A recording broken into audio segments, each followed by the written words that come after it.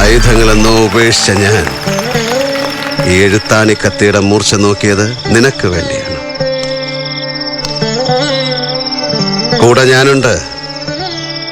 പുതിയ യുദ്ധമുറകൾ അറിയില്ലെങ്കിലും ഒരു തേരാളിയായി കൂടെ നിൽക്കാം. എന്റെ അച്ഛൻ വരുന്നു. മംഗലശ്ശേരി നീലകണ്ഠൻ. ആകാശം പാട്ടിട്ട് പാട്ടിട്ട് അച്ഛന്റെ പാട്ടിട്ട്.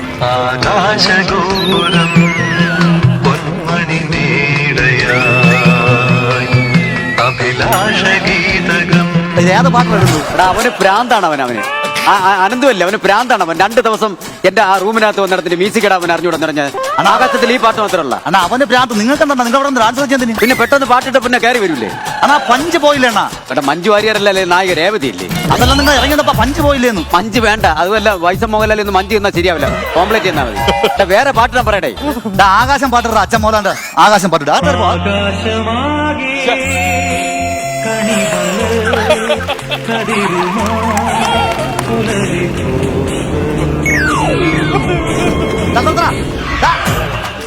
എടാ അവന് തലയ്ക്ക് സുഖമല്ലടാ, അവനെ പറഞ്ഞു വിടണം.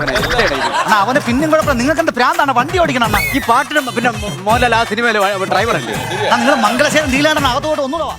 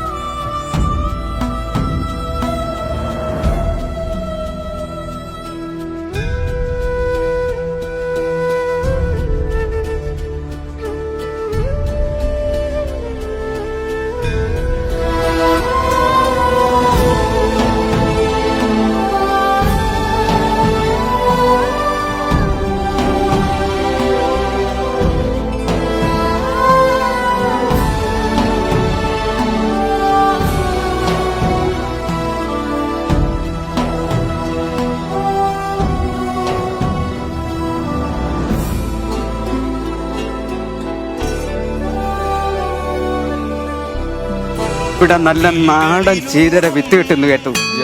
എന്റെ കുറച്ച് കുമ്പളങ്ങര വിത്തുണ്ട്. ശേഖരന് വേണമാവോ? നിനക്കിഷ്ടമുണ്ടെങ്കിൽ പോയി അവളെ വിളിച്ചോണ്ട് വാ. എന്താണ് കൃഷി ഓഫീസാ വിത്ത് വയ്ക്കാൻ വരെ? നിങ്ങളെ ഭാര്യരല്ലേ അത്? ജയരാജ് വരെ ഈ സിനിമയില്ലല്ല. പുള്ളിക്ക് നല്ല പൊക്കമില്ലേ? മഞ്ജു വരാ. അമ്മ നിങ്ങൾ അച്ഛനാണെന്നാ?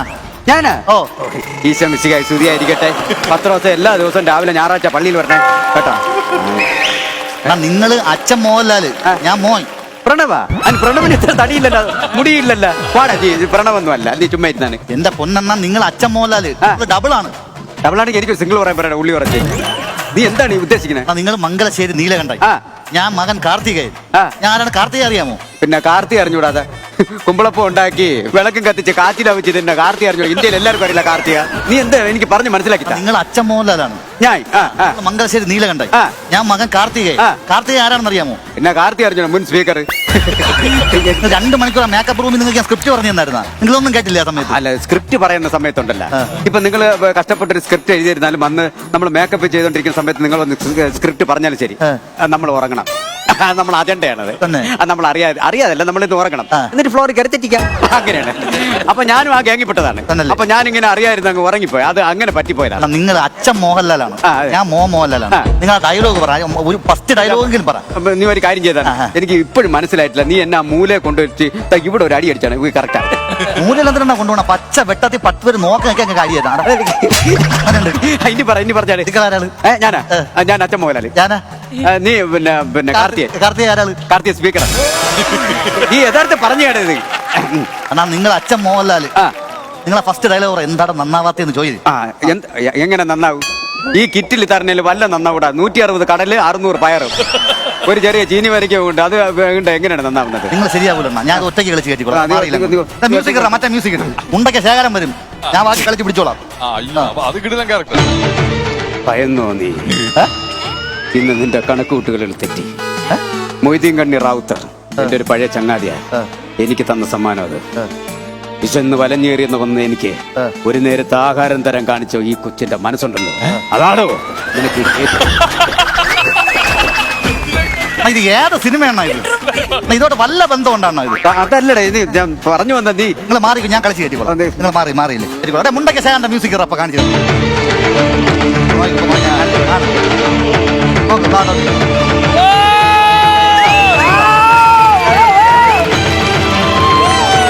അങ്ങോട്ട് പോകും.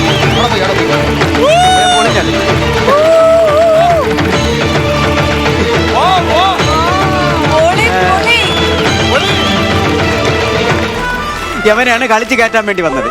ഇപ്പൊ പൊളിഞ്ഞ് തകടം പറയുന്ന ഇപ്പൊ കണ്ടോ? ഇനി ആർക്കെങ്കിലും പാവരിക്കുന്നില്ല, അത് ഈ മുണ്ടക്കൽ ശേഖരന് വേണ്ടി. എടാ 8 മണിയെങ്കിലും ആവട്ടെ, എന്നിട്ട് ഉറങ്ങടാ. ചത്താലും തീരില്ല ഇവന്റെ മഹത്വം. അതെ, നീ അത് അങ്ങനെ ഒരു പേരുണ്ടാക്കി വെക്കണം, അല്ലെങ്കിൽ നീ ചത്താലും ഞങ്ങൾ പറഞ്ഞോണ്ടിരിക്കും. ഒരു കാറ് കത്തിയാ എനിക്ക് പുല്ല. നീ കത്തിച്ചു നോക്കടാ. ഒന്നാമത്തെ പിന്നെ അടവ് തന്നെ ഞാൻ അടച്ചില്ല, അവൻ കാറ് കത്തിക്കാൻ വേണ്ടി നടക്കുന്നു. നീലകണ്ഠൻ, പിന്നെ എന്റെ അമ്മാവൻ. ഇനി ഏയിലക്കലിൽ നീ ആർക്കെങ്കിലും പാവരിക്കും. എടാ അത് കഴിഞ്ഞടാ, ഇത് കീ കൊടുത്ത് വിട്ടേക്കണടാ.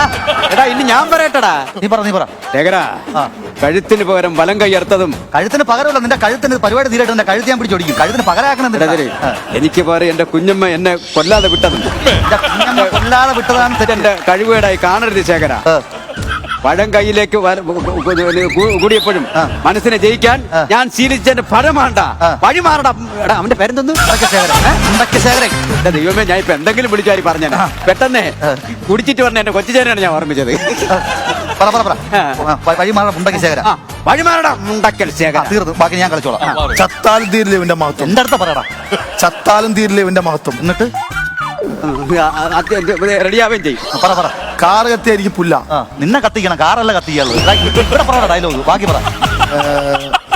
ഇനി ഏയിലക്കലിൽ ആർക്കെങ്കിലും പാവരിക്കുന്നെങ്കിൽ അത് ഈ മുണ്ടക്കൽ ശേഖരൻ. പാക്കച്ചോടാണ് എനിക്ക്, ഞാൻ അറിഞ്ഞത്തോണ്ട് പായ വിരിക്കണമെങ്കിൽ മുണ്ടക്കൽ ശേഖരന് വേണ്ടി മാത്രമായിരിക്കണം. ഉറക്കം പിന്നെ പാവരിക്കാൻ.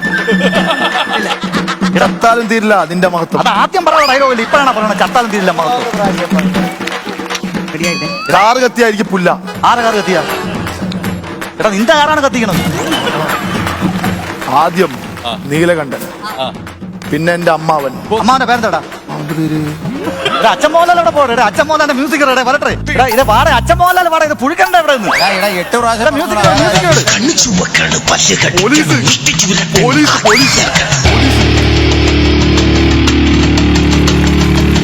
ഞരമ്പ് വലിഞ്ഞു മുറുകണ ദേശികളാകെ ഉരുണ്ടുകയാണ്. ചങ്ങിനകത്ത് താളമടിക്കണ്, തകിട മേളമടിക്കണ്.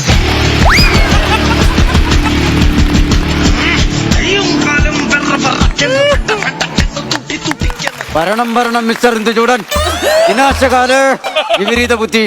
പുല്ലേ, നീ പവിത്രനെ തിരക്കി വരുമെന്ന് എനിക്ക് നന്നായിട്ടറിയാം. പണ്ട് പാലക്കാട് വിട്ടോറിക്കോളം മുതൽ ഓട്ട മൈതാനം വരെ ഓട്ടിച്ചട്ടി തല്ലിയതാ. ചക്കാത്തിന് നിന്നെ കിട്ടണമെങ്കിൽ ആയിക്കോ.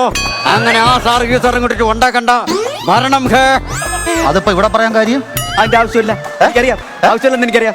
അപ്പൊ നിനക്ക് എനിക്കൊരു നരച്ച വിഗും ഒരു മുണ്ട് ഷർട്ടും ഒരു വടിയും തന്നിട്ട് എന്നെ അങ്ങ് ഒതുക്കാന്നുള്ള പരിപാടിയില്ലേ? അപ്പൊ നീ തുടക്കത്തിൽ വന്ന് നീ കളർഫുൾ ആയിട്ട് വന്ന് നല്ല ഈ ദേവനെ കൂടെ കൊണ്ടുവന്നിരുന്നത്. അപ്പൊ എന്നെ നീ ഒതുക്കാനുള്ള പരിപാടിയല്ലടാ.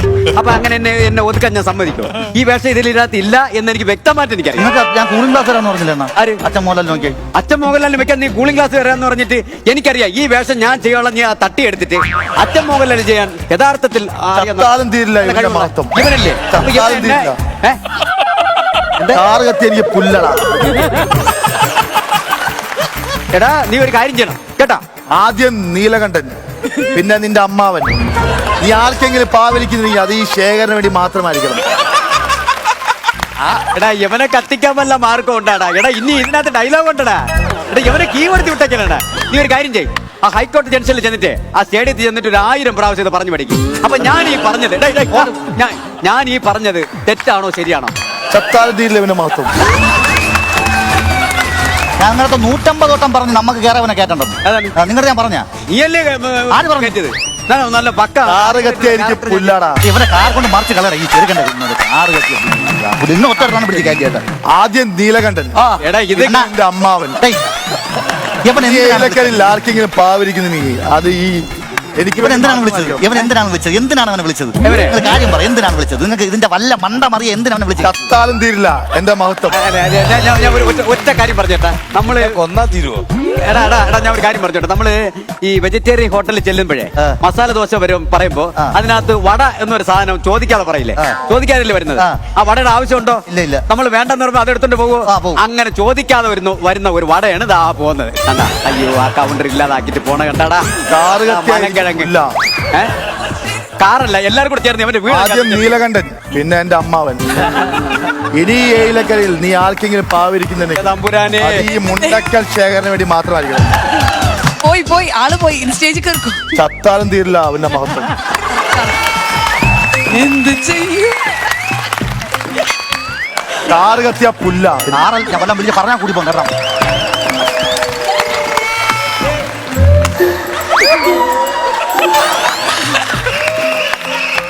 നിങ്ങൾ ഒറ്റ ഒരുത്തനാണ് ഇത് നശിപ്പിച്ചത്. അല്ല ഞാനേ ഒറ്റ കാര്യം പറഞ്ഞോട്ടെ. എന്റെ അടുത്ത് നീ ഒരു പക്ഷെ പറഞ്ഞ് പറ്റിച്ചതായിരിക്കും. ചത്താലും തീരില്ല ഇവന്റെ മഹത്വം. എടാ ഇത് ഒന്നും പറയാൻ സമ്മതിക്കില്ല. ഇനി ഈ ഇവിടെ നിന്ന് ഈ ഫ്ലോറിൽ നിന്ന് പോയിട്ട് വീട്ടിൽ ചെന്ന് ഇത് തന്നെ പറഞ്ഞോണ്ടിരിക്കോടെ. ഇത് ഞാൻ ഇനി ഒറ്റ കാര്യം പറഞ്ഞോട്ടാ. ആദ്യം നീലകണ്ഠൻ, അത് കഴിഞ്ഞ് നിന്റെ അപ്പൂപ്പൻ. എടാ ഇതൊന്ന് പറഞ്ഞോട്ടാ. എനിക്ക് പറ്റിയൊരു അബദ്ധം. ഞാന് ഇന്ന് ഇങ്ങനെ ഒരു സ്കിറ്റ് ചെയ്യാൻ ഇങ്ങനെ പ്ലാനിങ് ഉണ്ടായിരുന്നു. ഇങ്ങനെ സ്കിറ്റ് ചെയ്യാൻ ഇങ്ങനെ പ്ലാനിങ് ഉണ്ടായിരുന്ന സമയത്ത് ഇവൻ വന്ന് പറഞ്ഞ് കാറ് കത്തിയ പുല്ല. എല്ലാരും കൂടെ ചേർന്ന് എവനോ ഒന്ന് കത്തിക്കോ. എവിടെ ജനറേറ്റർ ഒന്ന് ഓഫ് ചെയ്യോടെ? ജനറേറ്റർ ഫ്യൂസൂരോട് ആരെങ്കിലും എത്തി. അപ്പൊ ഞാൻ ഒറ്റ കാര്യം പറഞ്ഞോട്ടെ.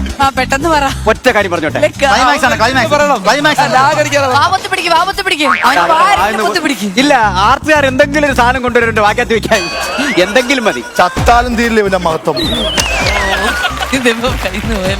ആദ്യം നീലകണ്ഠൻ, പിന്നെ എന്റെ അമ്മാവൻ. ഇനി ഏയിലക്കരയിൽ നീ ആർക്കെങ്കിലും പാവിരിക്കുന്നുണ്ടെങ്കിൽ അത് ഈ മുണ്ടക്കൽ ശേഖരൻ. ഒരു കട്ടില് വാങ്ങിയിട്ടാ ചേട്ടൻ പറഞ്ഞത്. ഞങ്ങൾ പറഞ്ഞേ ഒരു 2 പ്രാവശ്യം പറഞ്ഞാൽ മതിയെന്ന് പറഞ്ഞ്. അത് ഞങ്ങൾക്ക് പറ്റിയ അബദ്ധം. അതല്ലാതെ ഇനി വേറെ സംഭവം കൂടെ ഉണ്ട്. ഞാനൊരു കാര്യം പറഞ്ഞോട്ടെ മേഡം. ഞങ്ങൾ ഇങ്ങനെ ഒരു സ്കിറ്റ് ചെയ്യാൻ വേണ്ടി പ്ലാൻ ചെയ്ത സമയത്ത് അഖിൽ വന്ന് എന്റെ അടുത്ത് പറഞ്ഞേ കാറ് കത്തിയ എനിക്ക് പുല്ല. പരിപാടി തീർക്കാൻ നോക്കുമ്പോ കാറ് കത്തിയത്. ഞാനൊരു ഒറ്റ കാര്യം പറഞ്ഞോട്ടെ. ഞങ്ങൾ ഇങ്ങനെ ഒരു സ്കിറ്റ് ചെയ്യാൻ വേണ്ടി പ്ലാൻ ചെയ്ത സമയത്ത് അറിയാമല്ലോ ആള് വരുന്നുണ്ട് കേട്ടോ. അറിയാലോ ഈ 2 കഥാപാത്രം അറിയാലോ. ആദ്യം എന്റെ അമ്മാവൻ, 2 കഥാപാത്രം. അപ്പോ പിന്നെ നീലകണ്ഠൻ. ഈ മറന്നു ക്ലൈമാക്സ് ഡയലോഗ് ഉണ്ടാകുന്നത് മറന്നു. മറന്നൊന്നും പറയല്ല. അവനത് ഓർമ്മയുണ്ട്. 3 ഡയലോഗേ ഉള്ളൂ. വീണ്ടും വന്ന് അതസ്ഥാനത്ത് പറയും. ഇത് ആകാശത്തൂടെ പോയതാണ്. ഞങ്ങൾ 2 ഏണി വെച്ച് ഇനി പിടിച്ചെടുത്തത്. അപ്പൊ ഇങ്ങനെ ഈ 2 കഥാപാത്രം അറിയാലോ. മനോഹരമായിട്ടുള്ള സിനിമയാണ്. അപ്പൊ ഇങ്ങനെ ഒരു കഥാപാത്രം ചെയ്യുമ്പോ എന്റെ അടുത്ത് ആദ്യം പറഞ്ഞു ഇതല്ല വയസ്സായ അച്ഛൻ മോഹൻലാൽ അത് ചെയ്യാൻ പറഞ്ഞു. അവൻ അത് ചെയ്യാന്ന് പറഞ്ഞു. അപ്പൊ ഞാൻ ഒരു കാറ് കത്തിയ എനിക്ക് പുല്ലടാ. ചത്താലും ദൂരില്ല നിന്റെ മഹത്വം.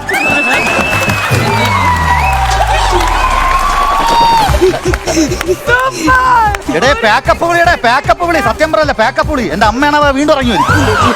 കഴിഞ്ഞു ആര് പറഞ്ഞു പൊളിഞ്ഞു. ഹലോ കാരകത്തിയ പുല്ലാണോ? ഒന്ന് വരൂ ചോദിക്കട്ടെ. ഇന്നത്തെ സൂപ്പർ പെർഫോമർ ഷിയാസ്. ഇന്നത്തെ ബെസ്റ്റ് പെർഫോമർ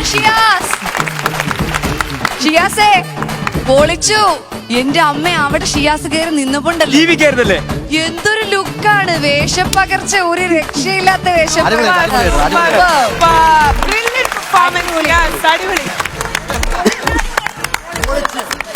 എനിക്കൊരു കാര്യം പറയാനുണ്ട്. ചത്താലും തീരില്ല മഹത്വം.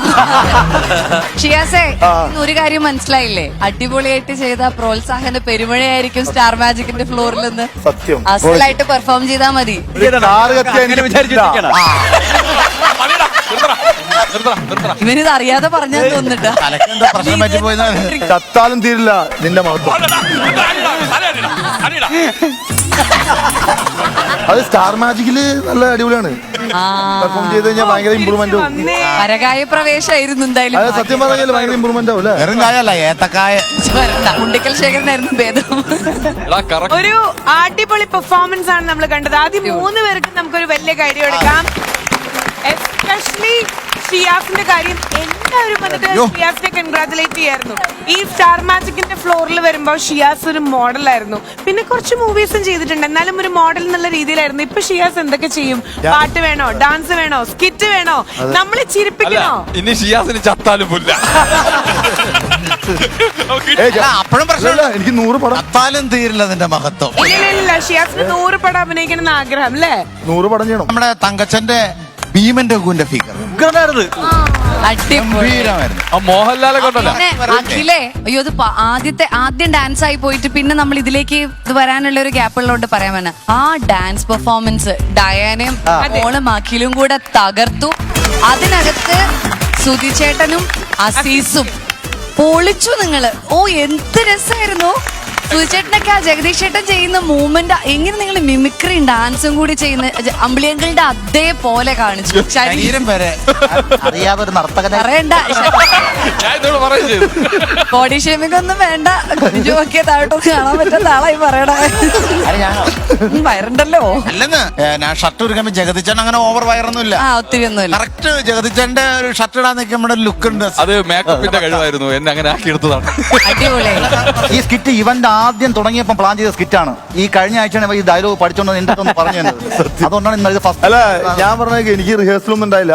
അഖിലേട്ടൻ ഇത് അഖിലേട്ടൻ ചുമ്മാ പറഞ്ഞ അഖിലേട്ടൻ ഇത് പറഞ്ഞു, എടാ ഞാൻ 3 ഡയലോഗ് വരാം, നീ ഡയലോഗ് ഇങ്ങനെ കണ്ടിന്യൂസ്ലി പറഞ്ഞിരിക്കണം, വേറെ ഒന്നും നീ ചെയ്യണ്ട, നീ ഇങ്ങനെ പറഞ്ഞേ ഇരിക്കുക, നീ ഇങ്ങനെ വെറുതെ നിന്നാ മതി, അവിടെ വെറുതെ നിന്നാ മതി. അങ്ങനല്ല, ഈ അസ്ഥാനത്ത് പറയണമെന്നൊന്നും പറഞ്ഞില്ല. കാരണം ഇവൻ പറയണതൊക്കെ അസ്ഥാനത്തായിരിക്കും.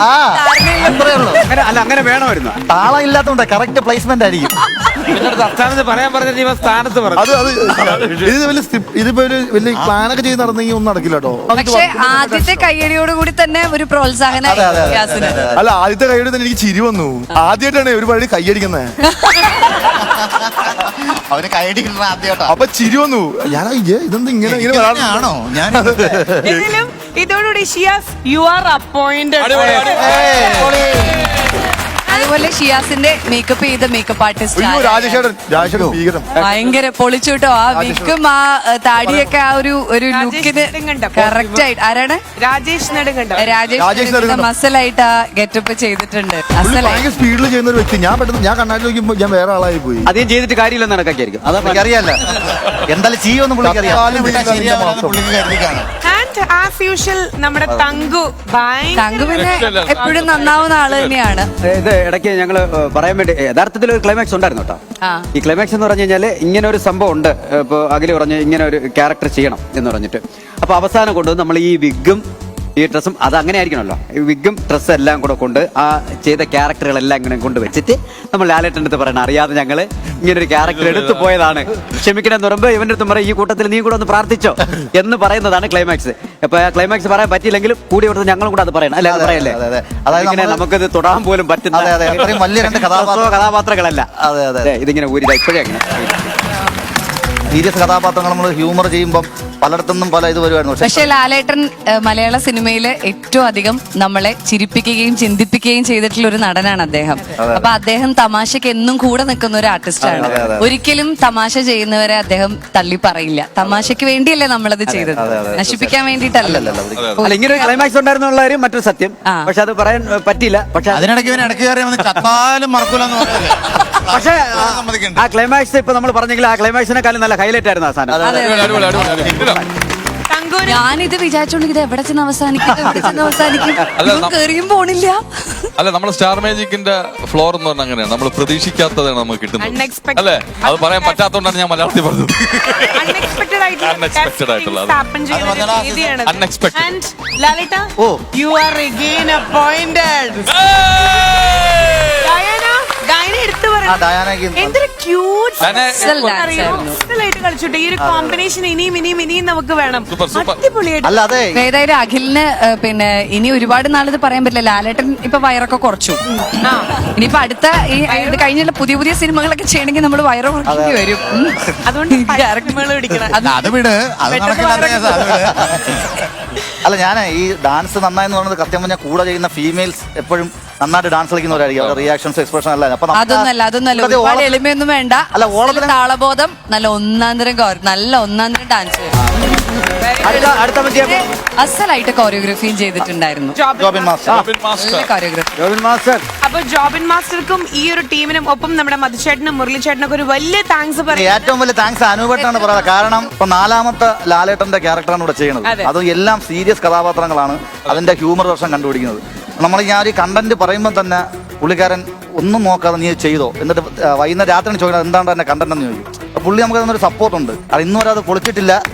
അത് എന്ന് പൊളിയും അന്നേ അത് നിർത്തും. ഇല്ല ഇനി റൈറ്റർ നമ്മളെ മധുചേട്ടനും മുരളിയൊക്കെ സ്ക്രിപ്റ്റ് എഴുതിക്കൊണ്ട് കണ്ടന്റ് കിട്ടിയില്ലെങ്കിൽ ഒരു കാര്യം ചെയ്യാം, ഷിയാസിനെ പിടിച്ചിടാം. ഷിയാസിനെ പിടിച്ചിടാം. ക്ലൈമാക്സ് കിട്ടിയില്ലെങ്കിലും 500 മുതലാളി ഒരു കഥാപാത്രം ചെയ്ത് കയറ്റിയതിനായി പോയി. കയറ്റാൻ പറ്റില്ല.